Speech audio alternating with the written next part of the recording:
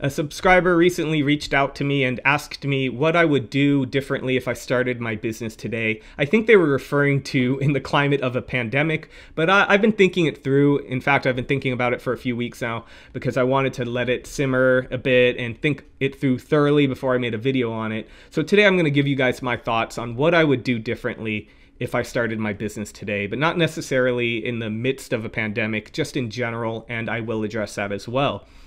So if I started today, the first thing I would do is not resist. I basically resisted what was, and that was a new world in which social media was absolutely pivotal to growing a business. I thought if I were on social media, that I would be on social media. And what I mean by that is that I never cared for social media for my own personal sake. I never really liked Facebook. I don't really like Instagram. I spend almost no time looking at those. In fact, I would say when I'm on Instagram, I almost never really use it. I only post. So today I kind of realized that that was a mistake. I was not naive, but idealistic, and I wanted to build a business on word of mouth, which I successfully did. However, eventually I did change to completely shooting events. And when I did that, I thought, well, I would just change my website. It would be fine. I'm not that naive. I knew it would be a challenge, but I didn't fully take in the difficulty of switching over or really focusing on one thing because I could no longer count on the word of mouth that sustained me for years. For years, I basically only did Yelp. That was really the only type of marketing I did, if you even want to consider Yelp marketing. It is marketing, I would say.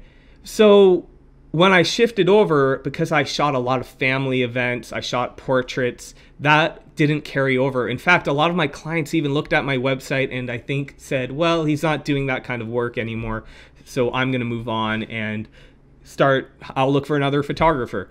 Now, I would have and should have, if I thought it through better, reached out to them, let them know I was still in the business of shooting portraits, and for a lot of them I did, and I did retain some of those clients. That's why sometimes I share portrait work, even though that's not really what I do today.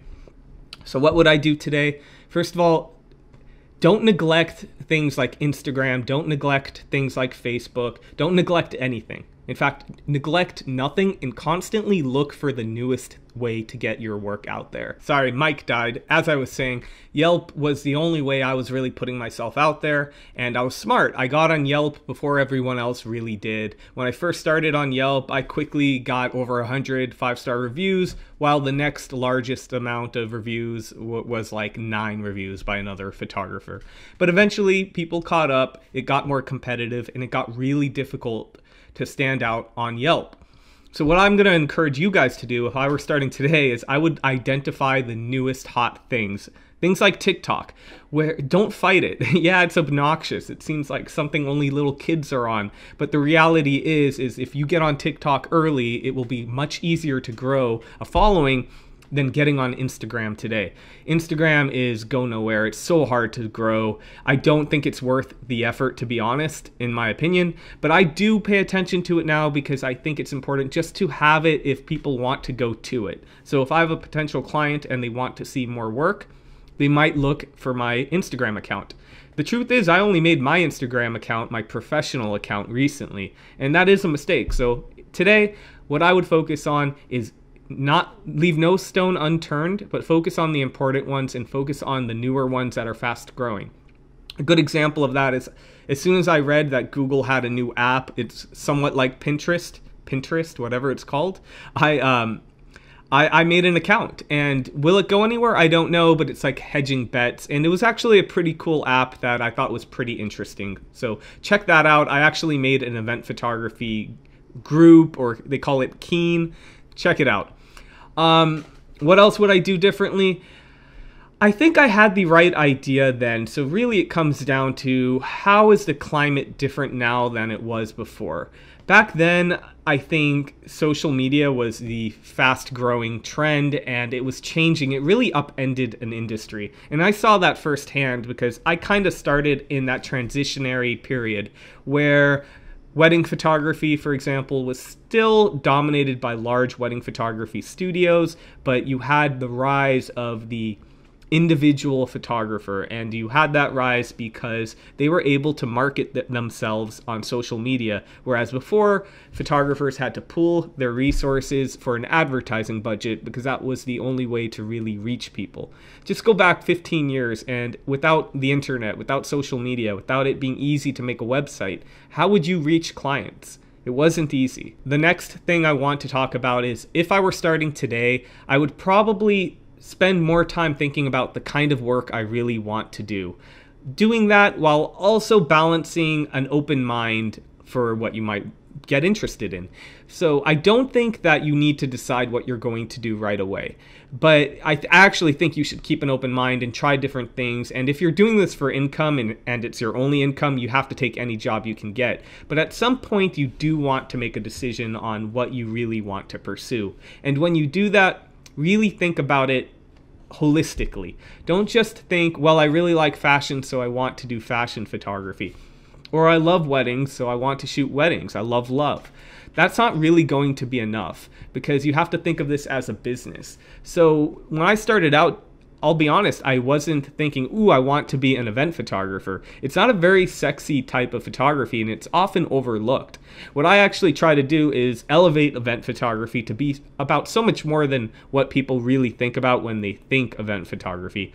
Because usually they're thinking, mediocre photographer roaming an event and taking group photos. And I try to elevate that and make it so much more.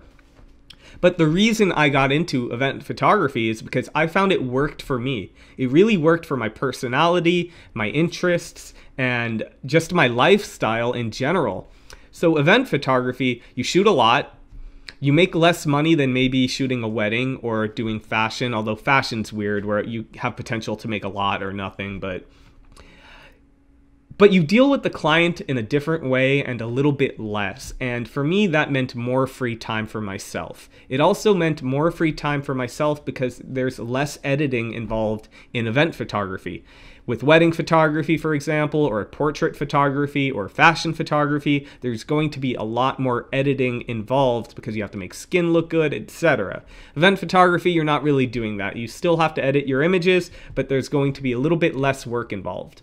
So for me, it really works well where I can partition my time better. When I'm at an event, I'm so focused, I'm so present, and then when I'm done with it, I'm done with it. I can go home, relax, and the edit shouldn't take too long. Some jobs I can edit in 20 minutes, maybe 40 minutes. Some take longer. It really depends on the job, of course. So again, my advice, really think about what you want to pursue in a holistic way. Think about how it will fit your preferences, your lifestyle, etc. So let's talk about the pandemic we're in. I'm filming this in June 2020. And things are a bit different right now, especially if you're thinking, I want to be an event photographer. Probably not going to actually lead to any work for a while. Although I have followers on my YouTube channel that are starting to book. I booked here and there. So what would I do if I were starting today? I would actually consider, especially if I had security, financial security, I would consider doubling down on what you truly want so that when things improve, everything is in place. So recently, I was able to get my SEO game up to the point where I ranked #1 for my main keyword, which is Los Angeles event photographer. I did this because I knew people probably aren't focusing on it right now, and a lot of photographers are going to get scared and shift gears. I decided I'm going to weather the storm and double down on what my bread and butter is, and I will continue to do that. Things are tricky, and I might have to change or adapt a little bit down the line, but for now, that's been my strategy. So what would I do if I were starting today, meaning I'd had no following, no portfolio, no nothing, and I really wanted to pursue event photography? I would do something pretty similar. I would focus on everything other than actually booking jobs. Obviously, you should try, but really, I would lay a foundation for when things do improve. And you can do that by working on your portfolio, any type of event you can shoot, anything that would pass for an event, go out and shoot it for your own enjoyment. I've made a video on building your event photography portfolio, and one of the tips I gave was how you can actually build a portfolio without being a bona fide event photographer. For example, if you go to a lot of shows, concerts, you can go to those. Yes, a lot of that will be shut down, but there are going to be smaller events, maybe little birthday parties or anything. I think you can easily consider a lot of things an event. For example, in Los Angeles, it's a somewhat famous thing we have the Venice Drum Circle every Sunday. That's a lot of fun to shoot. I used to go shoot it pretty often. Go shoot that. It's an event. Put it on your portfolio. Learn SEO. Start your social media account. Just do everything you possibly can when people are thinking they shouldn't. Because when things do improve, you're going to be in a better position than before. Especially when a lot of people are probably going to quit. It's a weird thing right now where it could go both ways, where I think a lot of people are going to quit photography because they're not booking. So a lot of amateurs that don't really make their living off it anyway, we're kind of like semi-pro, might quit. But also in a bad economy, people are looking for a side gig, and there will be a lot of new photographers. It's hard to say which will dominate. I don't know how it will balance out, but you guys get the idea. So those are my thoughts on what I would do differently if I started a photography business in 2020. I would love to hear your guys' thoughts. If you're a professional photographer, I would love for you to comment in the comment section, because I don't want my perspective to be the only perspective that new photographers are able to get. Unfortunately, there aren't a lot of event photographers on YouTube. I've only really been able to find one or two, and their channel isn't really devoted to it anyway. So it's good to get different perspectives. If you guys are new to the channel, I of course would appreciate your subscription if you think I've earned it. I make a lot of event photography videos. In fact, that's really what I focus on. And I also put free resources on my website for you to check out. Go to why am I including that part? mickmillman.com and go to the resource page, and you can get a lot of information on event photography. Thank you guys.